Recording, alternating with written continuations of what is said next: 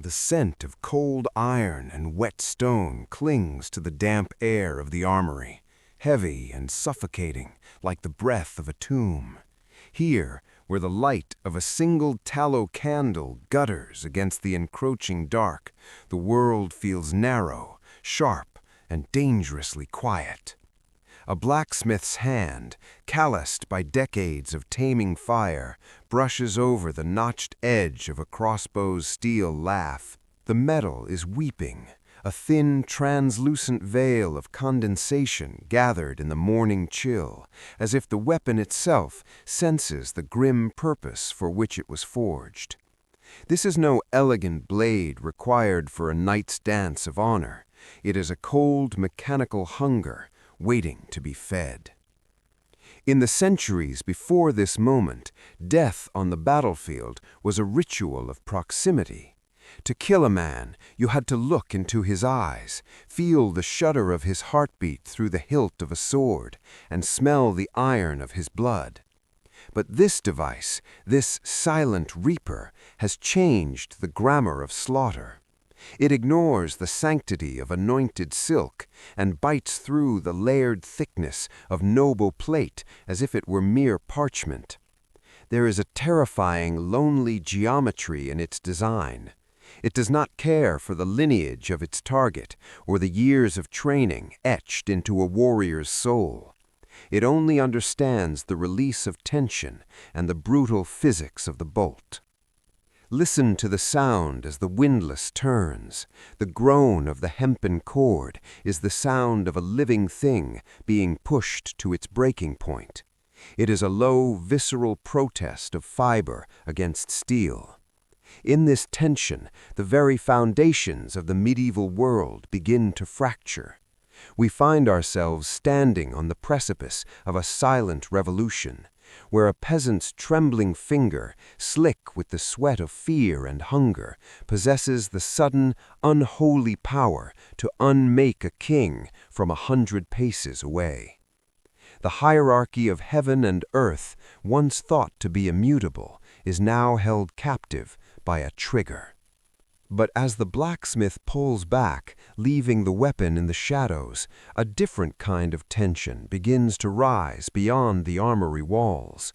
The air grows thick, not with smoke, but with incense and the weight of divine judgment. The silence of the chapel awaits, where the soft rustle of silken robes and the sharpening of a quill will soon prove to be just as lethal as the steel. Frost laces the edges of a discarded surcoat, its vibrant heraldry, once a proud tapestry of lineage, now nothing more than a shroud gathering the morning's rime. Beneath the silk, the rhythmic, dark drip of life continues its slow descent into the churned mud of a nameless field. There is a terrifying geometry to the instrument of this undoing, a short, jagged splinter of ash wood, tipped with a bodkin point. It is a humble thing, yet it has performed an unthinkable sacrilege. It bit through a knight's prayer-etched gorget as if the steel were mere parchment, silencing a voice that had been trained from birth to command. The air here does not smell of glory. It smells of copper and crushed rye, the scent of a harvest interrupted by the cold efficiency of the new world. On this ground, the chivalric code lies shattered alongside the fallen. For centuries, the battlefield was a theater of the elite, a place where the highborn met their equals in a clash of balanced honor. But the heavy, mechanical thud of the windlass has rewritten the rules of the game. It is the heartbeat of a dying era, echoing across the valley like the ticking of a clock that cannot be wound back. A peasant who has never tasted wine or worn spurs can now stand in the shadows and with a simple flick of a finger extinguish 1,000 years of tradition. This is the horror that haunts the dreams of the powerful, the democratization of death, the realization that bravery is no longer a shield against the calculated cruelty of an engine. In the distance, drifting over the ridges and through the skeletal trees, the bells of the Lateran Council begin to toll. It is a mournful bronze warning, vibrating through the very earth where the dead lie still. The church has heard the scream of the windlass, and it recognizes the threat not just to the body, but to the divine order of the soul. These bells do not ring for a victory, they ring to summon the masters of the faith to a vaulted room where ink must be spilled to stop the spilling of blood. Even as the sun sets over the field, a new war is beginning, one fought with parchment and decree against the terrifying silence of the bolt. In the flickering candlelight of the Vatican, the quill is already being sharpened. Inside the vaulted silence of the cathedral, the scratching of a quill against vellum sounds like the slow sharpening of a blade. It is a lonely, rhythmic rasp that echoes through the nave, cutting through the heavy smell of beeswax and centuries of prayer. Pope Innocent II sits amidst the towering columns of stone, his gaze fixed on the dust motes dancing in the shafts of light, golden specks that seem oblivious to the darkness he is about to ink into existence. His fingers, pale and trembling with the weight of his office, trace the rough skin-like texture of a decree meant to banish the deadly art from the hands of the faithful. This is not merely a piece of law, it is an attempt to cage a monster made of wood and steel. The ink is dark, wet, and final, smelling of oak gall and the bitter tang of ancient secrets. As the liquid pools in the grooves of the parchment, the Pope's mind drifts from the sanctity of Rome to the visceral horror of the frontier. He remembers the reports of Pavese shields, great walls of oak and hide, splintered like dry kindling by a force that felt inherently unholy. It is a weapon that strikes without the honest sweat of a sword arm or the hard-won grace of a duel.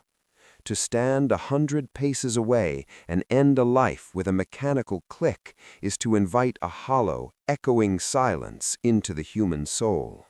It is a theft of the moment of reckoning, a coward's shortcut that severs the divine thread of mercy woven into the laws of man and God. He dips the quill once more, the black reservoir trembling on the nib. By declaring this engine anathema, he hopes to restore a world where death has a face, where a warrior must earn his victory through the strength of his spirit and the endurance of his flesh. But even as the seal of the fisherman is pressed into the cooling wax, a cold realization settles in the marrow of his bones. You can excommunicate a man, and you can burn a book, but how do you exorcise an idea that has already proven its lethality? Outside the cathedral doors, the wind carries the distant metallic scent of the forge, where the fire is already hot and the steel is waiting to be shaped. The rhythmic clack-whir of the cranequin turning is the only sound in this shadowed corner of the forest, a mechanical heartbeat that seems to pulse-point the hunter's very breath.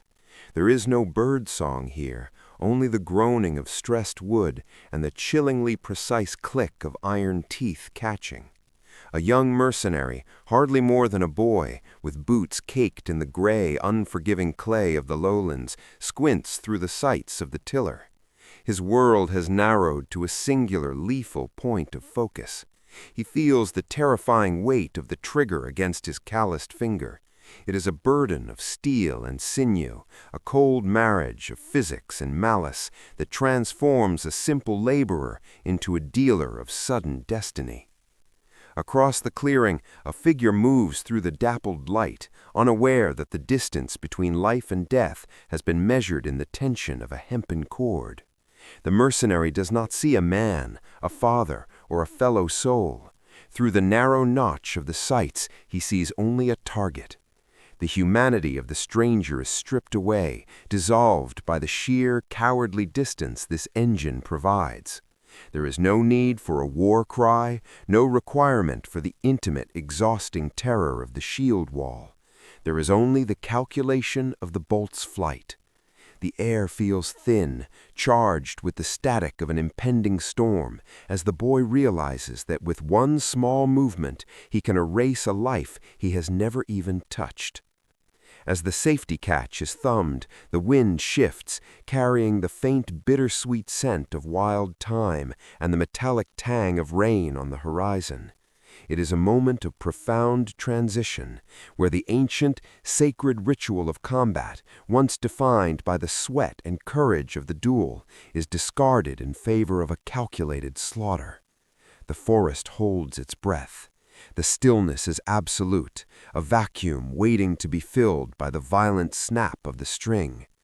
But even as the mercenary prepares to release his bolt, a different kind of shadow begins to stir, not in the trees, but in the long, guilty reach of the law. Somewhere, a rusted key is turning in a lock, and the silence of the woods is about to be replaced by the heavy weight of a secret that can never be truly buried.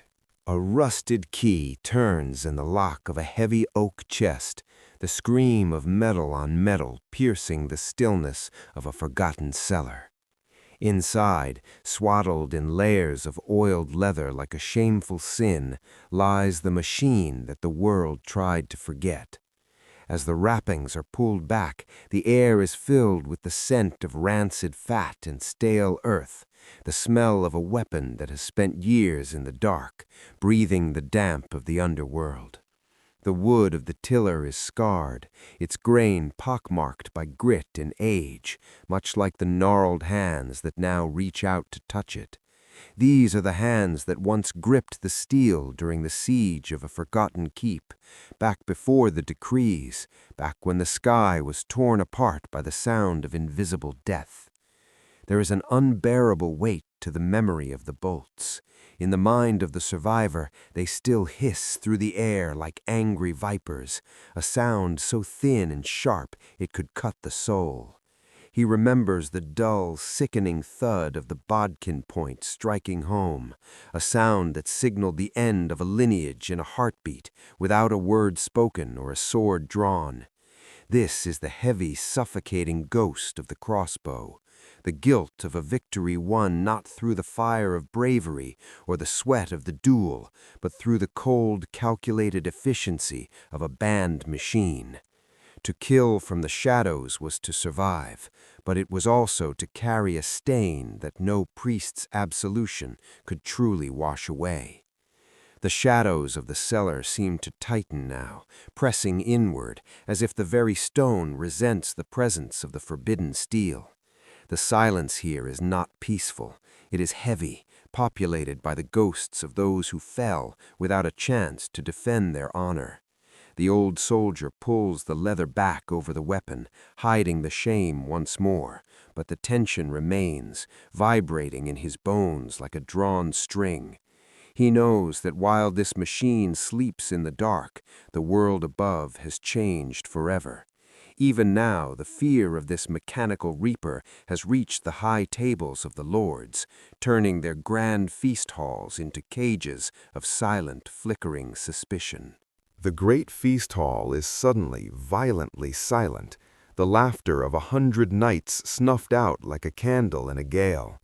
The heavy scent of roasted venison and spiced wine curdles in the air, thick with the iron tang of unspoken dread as the news of the Pope's ban spreads through the assembly like a slow-moving plague.